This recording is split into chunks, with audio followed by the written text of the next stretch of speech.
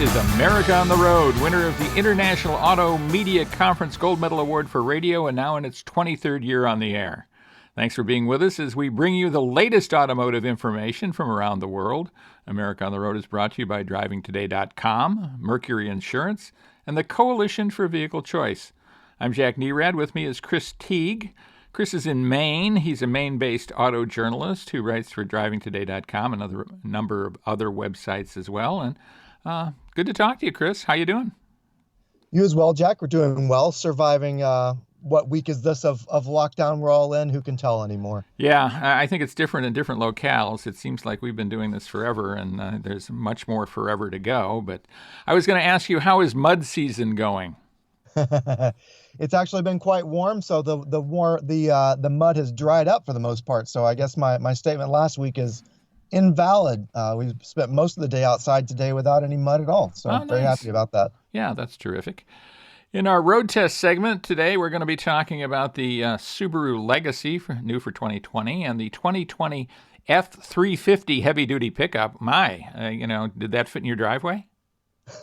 Just barely. We had to make room by moving one of the other cars out. So quite a large truck. It is indeed.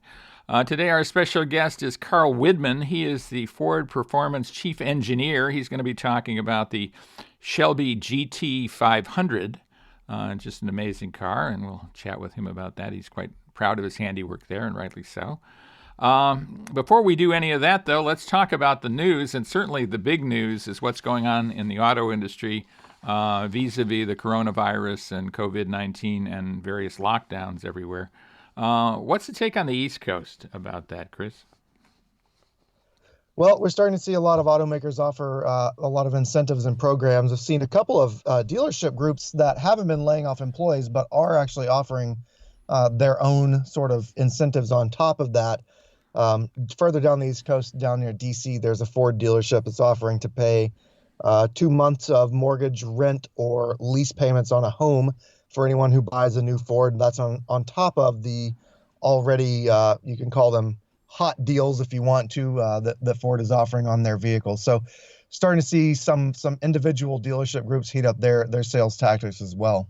Right. I mean, the Ford built a lend a hand program is absolutely amazing because they offer you essentially 6 months of leeway before you have to pay anything, which seems very appropriate for the times when so many people are thrown out of work or wondering if they're going to be thrown out of work if they haven't been yet. I mean, the way that works is Ford will pay the equivalent of 3 months' payments up front, and then the customers can defer their first payment for up to 3 months, so half a year. Hopefully, in half a year, things will be more to normal. I don't know that we're going to achieve the normal that we had before this all hit, but that's what's been hoped for.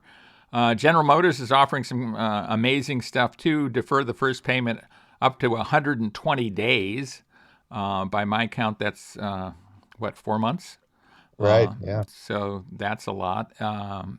And it's on some pretty decent vehicles, like the vehicle we reviewed last week, the Chevrolet Silverado, Chevrolet Trax, the Bolt EV, interestingly enough, Buick Encore, Buick Envision, GMC Sierra. So it's not just the back of the lot kind of vehicles they're being offered. And you mentioned something that's really important, and hopefully with this just gigantic stimulus and recovery package that's been passed by Congress and signed into law, that a lot of these dealerships won't have to lay off people. Of course, most are operating their service departments anyway. Those are, in most cases, I think, deemed to be essential services. But, we certainly don't want to see anybody lose their job over this, and millions have already.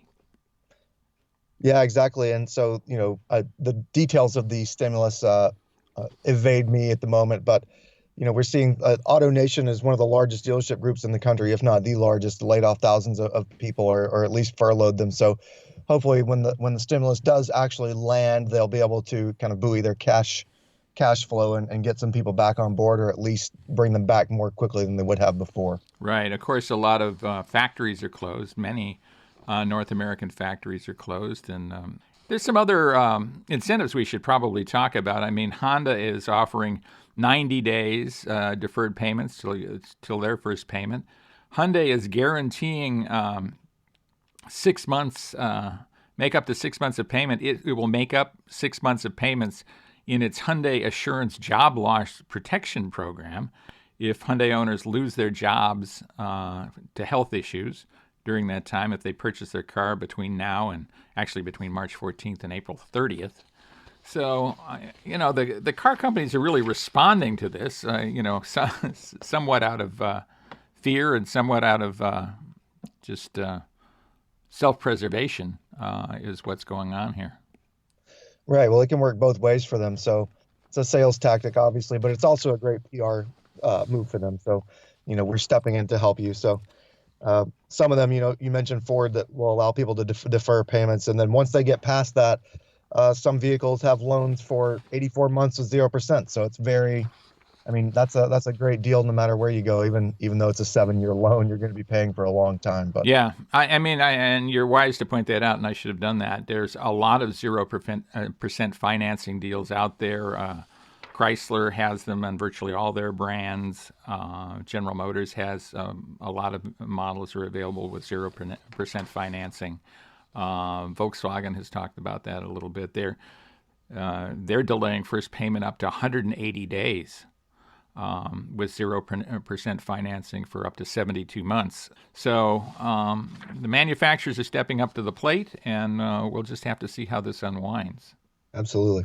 So next up, we should talk about vehicles that we have driven. So when we come back, we will be doing that. We'll be talking about the Subaru Legacy, all new for 2020, and the gigantic Ford F-350 heavy-duty pickup truck. So join us when we come back. Stay where you are, and we'll be right back right here on America on the Road.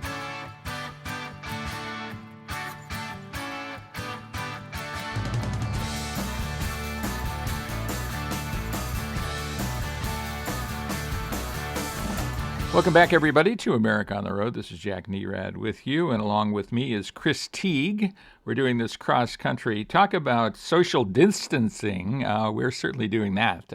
We're about, what do you think, like 2,500 miles apart or something like that as we're doing this, Chris? Yeah, it's a solid few days drive. Yeah, absolutely. A nice drive, too. I've done that drive once or twice, and it seems long, but there's a lot of great country in between Maine and Southern California where I am. Well, right. Yeah, let's talk about the vehicle you drove most recently, the Ford F-350. Heavy-duty pickups seem to be gaining in popularity. Tell us about that one. They are, and this one I think is probably close to the top of the heap, though. The new Ram 2500 and 3500s are very nice. But this one, I tested the Platinum model, so it's really the tale of two trucks, if you want to think about it that way. There's very soft leather. It's got a panoramic sunroof, massaging seats, automatic running boards that lower when you open the door to step in. But on top of that, this is the single rear wheel truck. I had the 6.7 liter Power Stroke diesel. So it's got 1,050 pound-feet of torque, I think is what the rating is, and it can pull up to 24,200 pounds. So you can haul an awful lot of stuff behind it while you're being massaged in a heated seat with a heated steering wheel. So it's really it's over the top in just about every way you could possibly imagine. And it's gigantic. But one thing I do like, and the F-150 also has this, at least for me, it feels like it shrinks around you when you're driving it. So there's no doubt that you're in a gigantic truck, but it doesn't actually feel that big when you're on the road, although other people definitely get out of the way. So I can see the appeal. It's far too much truck for me, for anything I would ever use it for. But there is a market for it in the $80,000 plus range, $80,000 plus range pickup truck. And it's amazing that even before everything crashed down with coronavirus, the sales were picking up. So definitely too much truck for me, but I can see the market for it, and it's absolutely comfortable for what it is. Yeah, I think what you have there is essentially a luxury vehicle, right? I mean, it's something that luxury car buyers would buy. I mean, that's certainly a luxury style price.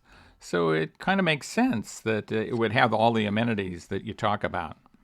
It does, and the capabilities is impressive to say the least. I think some of those numbers edge on commercial driver's license territory for some in some ways. So I think that it'll take the right type of buyer to actually use the capability, but for people who just want that presence and that comfort, it's definitely there. I've heard that a lot of people who are buying that vehicle tow, and really there's almost no reason to buy one unless you do tow. Does that make sense to you?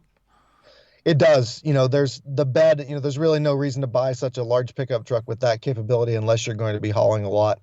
And one of the things I heard from a colleague of mine is that the ride of the truck is a little rough on the road because it is sprung for towing. But once you get it under load with a large, like a boat or a trailer, the ride really settles in and it's almost luxurious on the highway. So it's definitely better when it's pulling something behind it. Absolutely. And you sure get attention when you're on the road with that thing. And people Many get waves from other pickup drivers, almost like the Jeep wave. Yeah, there you go. You get people out of your way too, and probably rightly so. Well, I was driving the 2020 Subaru Legacy. The Subaru Legacy maybe is somewhat overlooked depending on where you are in the country. I mean, Subaru is a brand that has pockets of just giant fans. I think New England is one of those pockets, by the way, and kind of upper Midwest, and then the Rocky Mountain states also hotbeds for Subaru. Kind of makes sense because they're all-wheel drive, and you're talking about snowy places. And then there's other areas where not so much, but it is a good choice, a midsize sedan in the same general category as, say, a Toyota Camry or a Honda Accord. Its basic claim to fame, of course, is its all-wheel drive, or that's certainly one of them. Subaru has also been really pushing the safety thing lately for the past several years. It's part of their kind of love campaign. I guess it's loving yourself and loving your family.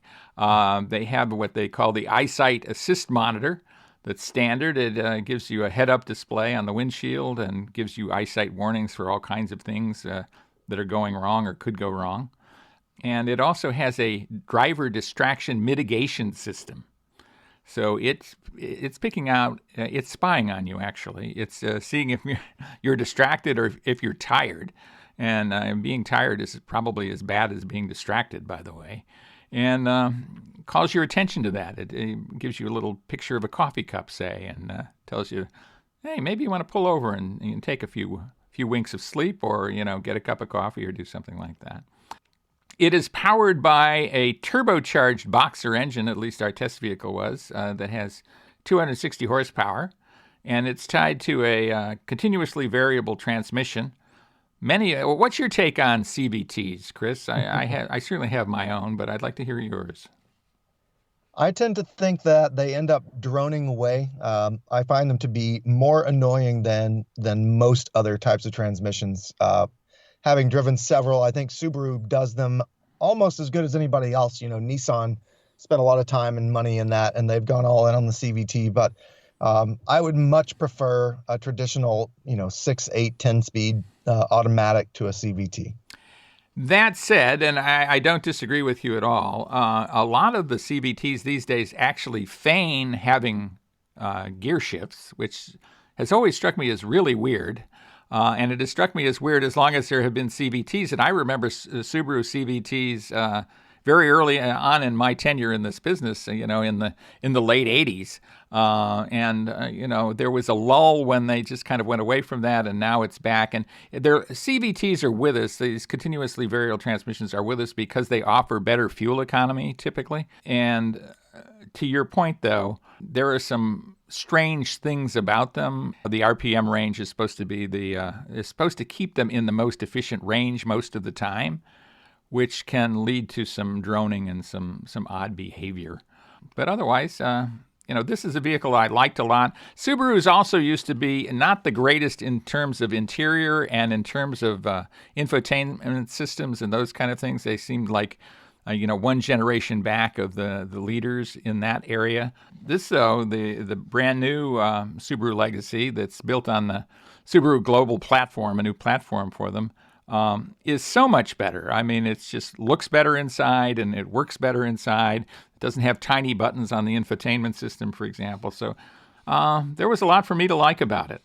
I agree. I haven't driven the newest Legacy, but I did drive the Ascent just a couple of months ago, and the interior at the top level of that vehicle is head and shoulders above anything that Subaru put out, even just a couple of years ago, or 4 or 5 years ago. My wife has a 2015 Subaru Outback in the top trim, and it's nice, but it doesn't match up with the newest one. So you're exactly right. They've come a long way.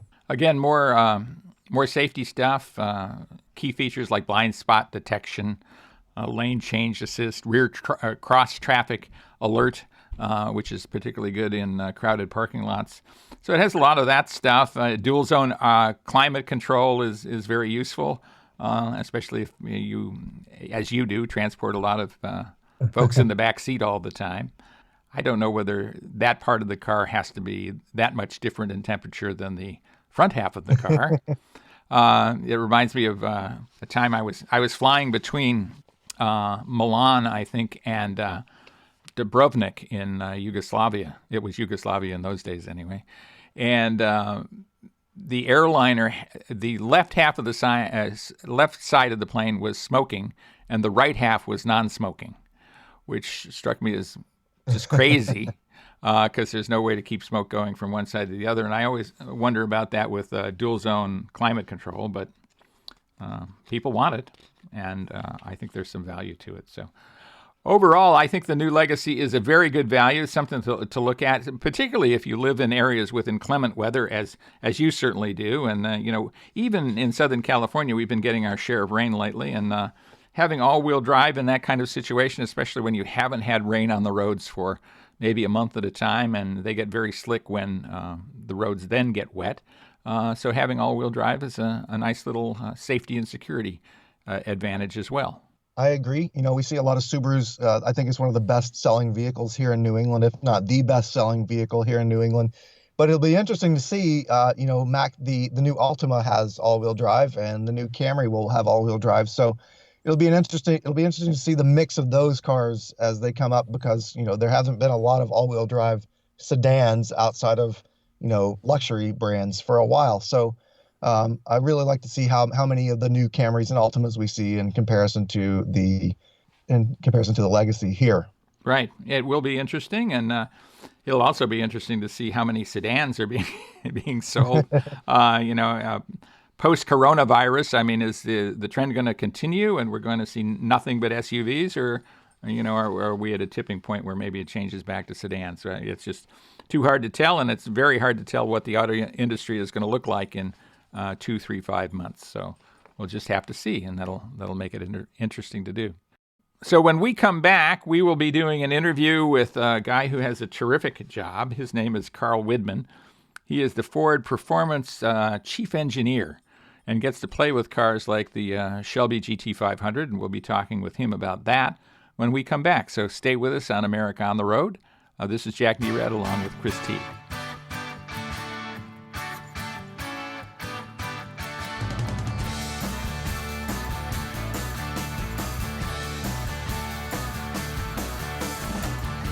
We are outside Las Vegas at Las Vegas Motor Speedway. We're having the time of our lives driving the all-new Shelby GT 500. With me, Carl Widman, absolute expert on this vehicle, kind of the host of this party. Tell me what we're driving here. What you're driving is the next incarnation of the GT 500. It's built off the lineage of the most powerful, the pinnacle, the Ford performance lineup in sedan, and also the pinnacle of the Mustang lineup. So to deliver on that, my team goes all in. So it's a supercharged 5.2 V8, 760 horsepower. Say that one more time. I just like hearing it. Yeah, isn't it pretty amazing? 760 horsepower, 625 foot-pound of torque. And the torque comes to peak at only 4,500 RPM, which on public roads is more torque than is probably legal, I think. Yeah. And at the same time, this is a pussycat to drive, if you want to drive it that way, on the street. I mean, it doesn't beat you up. There's nothing about it that is painful for you. You're not giving up anything. Yeah, absolutely. And in a lot of the technology in the chassis and where we want to position the car is we still wanted a car that someone could drive comfortably to track, drive comfortably to a Mustang show. So with the MagneRide technology, we're able to really track 1,000 times a second what you're doing with the car and basically give you a nice smooth ride if the steering wheel's straight, or if you're pushing it hard and you have it in track mode. We'll give the ability for you to cut a corner at 150 miles an hour with all the grip in the tire and, brakes. Tell our listeners how it does that, what happens within the system that enables that. Right. So between the supercharged engine and the dual clutch transmission, they're all electrically controlled. And now with the dampers being electrically controlled in the steering gear, we're able to integrate all those signals to the acceleration in the car, the speed, the engine RPM, and actually pick the best way to transfer torque through the DCT, because it can change where your torque is in gear in less than 80 milliseconds. Yeah. And that'll give you that torque consistency while you're driving it. And then the chassis can decide through a huge range of authority of how much damping to put into that car at the same time. So it's that systems integration that can create a smooth car on a freeway ride, or one of the most aggressive lat Gs we have in any Mustang on the track while you're pushing it to its limit. Give me a number. Oh, lat G, so I think it's like, it's over 1, either 1.1 or 1.2. So yeah. just amazing capability from the Michelin tires that we've got on it. And just amazing capability from the brakes. I think we can do a 0 to 100, 100 to 0 in like 10.6 seconds. If you think about that, that's about a distance of an aircraft carrier. Yeah, I was going to use that aircraft carrier line, but you beat me to it. Good for you. That's great. I at least remember something from yesterday, don't I? When you have a car of this immense capability, obviously you got to think of who buys this. So tell me about that. Every Mustang matches itself up with a Mustang enthusiast who has a certain Mustang fantasy, is the way I like to explain it. So we have 9 performance versions in 2020 model year, which is as good as the heydays of 69 and 70. It's way better. I remember that. You don't. I remember those days. And so from that perspective, each one will match up to that emotional state that the person identifies with. So you got a Bullet, which is obviously a lot more than just a V8 manual, right? It's got a lot of panache to it. You got a 350 that's, that raw flat plane crank with a manual. And the way I look at this car, it is the pinnacle. It's, approaching supercar capability from a DCT transmission to the Brembo brakes we have on it, to the MagneRide technology, to, if you order the carbon fiber track pack, it has a wing on it that's straight out of a race car that we run on a GT4. So it is a race-ready vehicle in that sense, but it also can tend to be a person who really wants to show off that is the ultimate aggressive look on the front end. Let's talk about the dual clutch transmission. The philosophy there, why you went that direction. Some people might be disappointed that there's no manual, traditional manual transmission. You got good reasons, but tell us what they are. Yeah, so I think the big thing we want to do with the GT500 in this incarnation is to be the best Mustang in the pinnacle. It had to beat a GT350R around the track, which is a very impressive vehicle.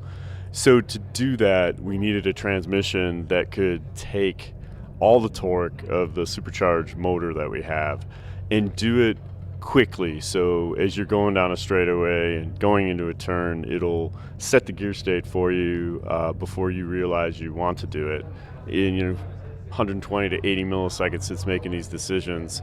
And it does it in a smooth way, and so you won't disrupt the car as you're really putting the high lateral Gs on the car, which is critical. And we learned a lot of that when we were working on the GT supercar, right? We run a DCT transaxle in that one, so we had a lot of experience with the development of that. And we partnered up with Tremec to do the design work on this. So it is totally new, totally unique, and totally matched to the 760 horsepower of the GT500. And what's great about it, it can be different transmissions in different ways with the way we've set up the electronic controls with the selectable drive modes. So you can leave it in normal and it's a nice shifting car. You can put it in sport and it's in a very aggressive, very fast shifting car, which is fun on the back roads. If you've got the ability to take it out the back roads that are rural, it's just a blast.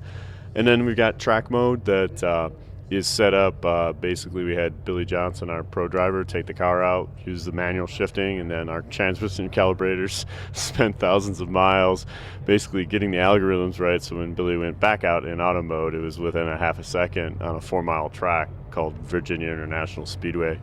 So I think, the DCT really brings it to life in a way that no other power transfer unit could have. Well, it strikes me this car has immense computing power. There are so many driver assists, so many things that can make you into a better driver or assist you if you're not so great. And at the same time, it doesn't get in the way of the car and in the way of the driving. Talk a bit about that. Yeah, so Mustang is a car you can turn off all the systems if you choose. So you can basically turn off traction control, turn off interactive vehicle dynamics control. But the way we tune those systems, we work on the algorithms very closely with our professional drivers. And so when we tune them for track mode, we'll actually tune them in a way that you can pitch the car in and out. So we're very critical of the algorithm to guarantee that the front to rear braking still gives you that capability, that fun capability to get into a turn and pitch it around. So we have the systems there in normal mode, and we'll progress them through the different modes to give you the ability to get the maximum out of the car without pulling torque. And even in like drag strip mode, we will take advantage of that, and line lock. We have all those other fun features that you can do to do a burnout or do a drag mode. Yeah. Well, talk about give our listeners more about that. I had the chance to do that a little earlier today, and it's a blast. Yeah. So it's as a GT500, it needs to be true to its heritage of a straight line runner. And so what we're doing with the technology of the DCT, we can put it into drag strip mode, which is similar to what we've done on the automatic transmissions on the GT Mustangs. And what it'll do is it'll give you a full inertial shift, and so you can get your fastest times because you got all the spinning inertia of the transmission just pushing you through it, right? You felt that when you drove it, right? Certainly, yeah, absolutely. It made it too easy in some ways. Not too easy, but it made it easier. I used to do the track testing for Motor Trend back in the day, like in the 80s. And you really had to know how to launch, and you had to experiment to launch properly with all the analog stuff that we had. So it's a little bit different kind of experience. Yeah, so we had some people stop by yesterday. We were showing the journalists, and some people have never done a drag strip before, so we were showing how to do it, and they're shooting 11.4s, 11.2s at the altitude we're at. And then we had someone come in and say, no, I don't need any of this stuff. I've drag raced and shot a 12.5, right? Yeah. So I mean, that sounds like me. Yeah, there's some of me in that. We've kind of glossed over the 760 horsepower thing. Talk a bit about that and talk about this engine. Yeah, so if you look at the engine, we knew we wanted to make it a 5.2. So we started with the block of a GT350 because it's got a plasma welded bore. So we basically put a thin piece of metallic surface on the aluminum block, and we do that for heat transfer. So we get a tremendous amount of heat transfer through that. We get a little bit of displacement too, but it's mainly for heat transfer. So we started with that block. It ended up the cylinder pressures out of the Eaton 2.65 blower was too much for it. So we had to reinforce it, put longer head bolts into it, put a lot of ribbing on it, and we put that back into the GT350 for 19. And then after that, new CNC machined heads, new sodium-filled valve train, higher spring rate springs. All new cranks, pistons. So to really have the ability to get the most out of the Eaton supercharger, and really drive. I mean, we're almost 150 horsepower per liter, somewhere around 145. And that's really what we're after, is really getting a real power-dense motor that we can get the most for the package space and the most for the weight. Because really what we're doing is trying to keep the CG down and keep each piece of weight providing power. And if you look at what we've done with the supercharger, we've actually flipped it upside down, so the real heavy rotating compressor in there is actually lower, so the CG height of the mower is much lower than putting it on top, and we put the lightweight heat exchanger on top. Yeah, and you've got a huge amount of airflow through the grill, through the hood. Talk about that. That's wild. Right. So one of the key things for the GT500 to do what it does is we needed to basically get rid of over 200 kilowatts of energy. And so from that perspective, we've got 6 heat exchangers, double the front end opening of a GT350, 50% more air. But while we're doing all that, we needed to make sure the front lift was under control. So you'll see we have a 6 square foot hood vent on this vehicle. It's probably the largest one we've ever done, largest I've ever seen in my career.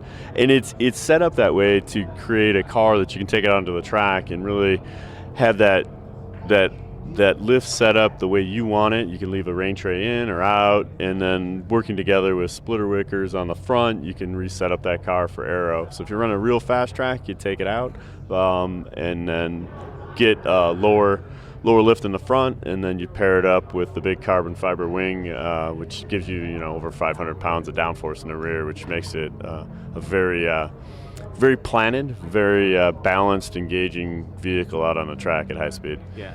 What to you is the most impressive part of this car? Yeah, I really don't divide the engine from the DCT transmission. They work together so seamlessly. I almost view them as a match pair.